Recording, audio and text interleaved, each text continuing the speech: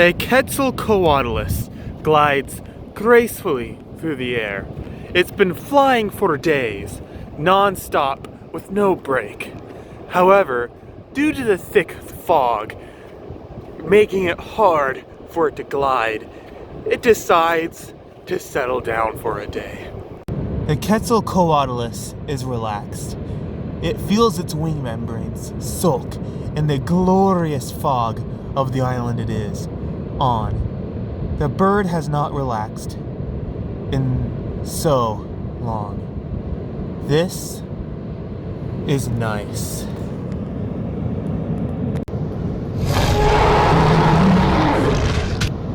It turns out the Quetzalcoatlus was encroaching on the territory of a highly territorial Spinosaurus aegypticus. With the fog inhibiting the Quetzalcoatlus's flying abilities, there is only one thing that the poor pterosaur can do, and that is to fight.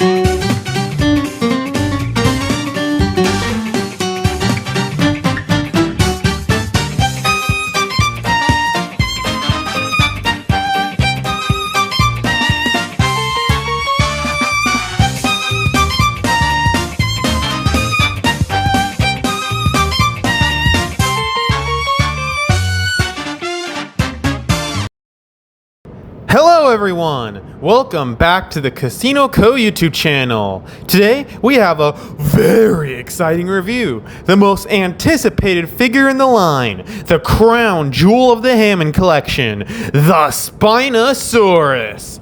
I remember seeing comments on YouTube videos that said Hammond Collection Spinosaurus win, and welp, here it is, and now I'm sure a whole lot of people are happy now. Lord sure knows I am.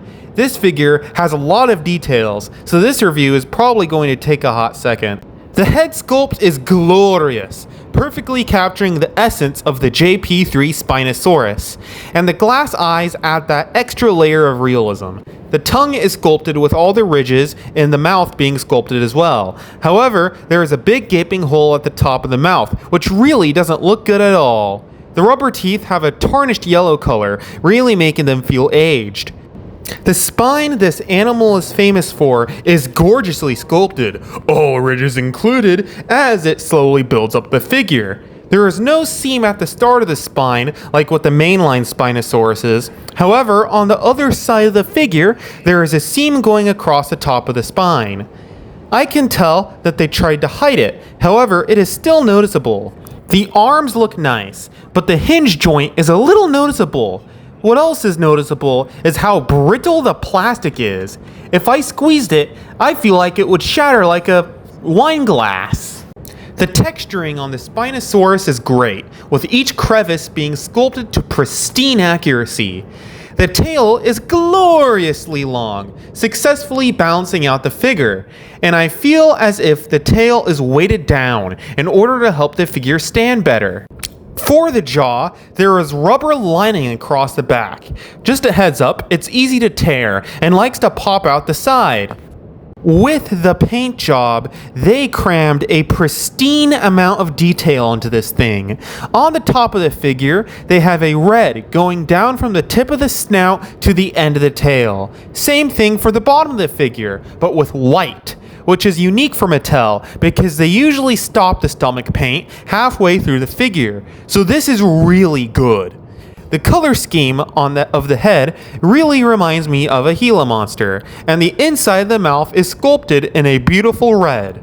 There's some light dry brushing on the stomach, which looks a little out of place to me, but I'm sure there's someone out there that thinks it looks great. The tail looks odd, with the beginning of the tail being slightly stroked with brown. The middle is white, and the tip of the tail is red. It's not that noticeable and still looks good, and yes, all the claws are painted, even the finger claws, which Mattel usually leaves out on the smaller Hammond Collection figures.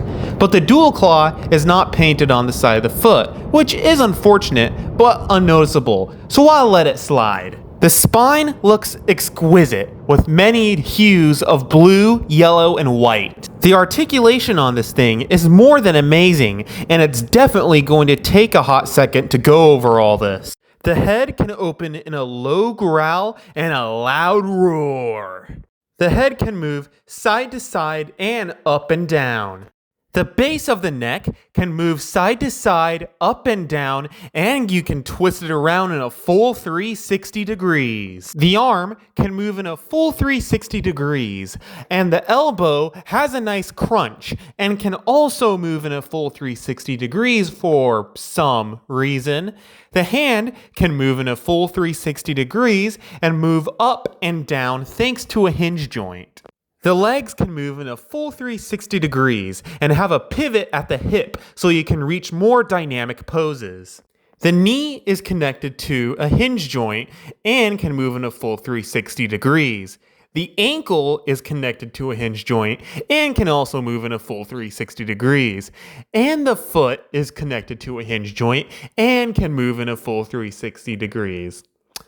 Yeah, a lot of hinge joints. The tail is filled with bendy wire, making it so that you can pose it in almost any direction. The shoulders can also move outwards. Just be careful and try not to pop the arm out. Now let's do some size comparisons. Here it is next to the Hammond Collection Alpha Velociraptor from Jurassic Park 3. Here it is next to the Hammond Collection Allosaurus. Here it is next to the Dino Trackers Indominus Rex. And here it is next to the Rumble and Rampage Distortus Rex. The tail is detachable, which makes it easy to put it back in the box. Speaking of, here it is back in the beautiful Hammond Collection box with a beautiful Spinosaurus in the corner and the name Spinosaurus overwritten in gold. On the top right corner, they started putting this logo that said True FX or whatever. I don't really know why they started doing that. They just did. So yeah, there's a sign that says True FX now. On the back of the box, we see the Spinosaurus in some dynamic poses, along with them continuing to advertise the True FX for premium details, for enhanced realism. Guess that's why they do it, to make it feel more, accurate for the movie, more stop motion. I don't know. Anyways, here we have a description of the Spinosaurus. In a pivotal moment on Isla Sorna, the Spinosaurus and Tyrannosaurus Rex battle for domination, as Dr. Alan Grant and others are too close for comfort. The Spinosaurus definitively defeats the Tyrannosaurus Rex and takes the primary predator position, even securing top billing in the iconic movie logo. Here we have the Jurassic Park 3 logo proudly displayed on the side of the box. On this side, we have a picture of the Spinosaurus after it broke down that fence in the movie, along with the Jurassic Park 3 render again. On the other side of the box, we just have the Hammond Collection logo gloriously displayed, along with the spine of the Spinosaurus on the bottom of the box. The articulation is amazing on this thing, as is typical for Hammond Collection quality.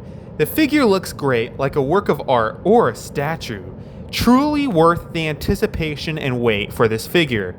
Thank you so much for watching, and please make sure to like and subscribe so I can reach 1,000 subscribers before I die of old age. Bye bye!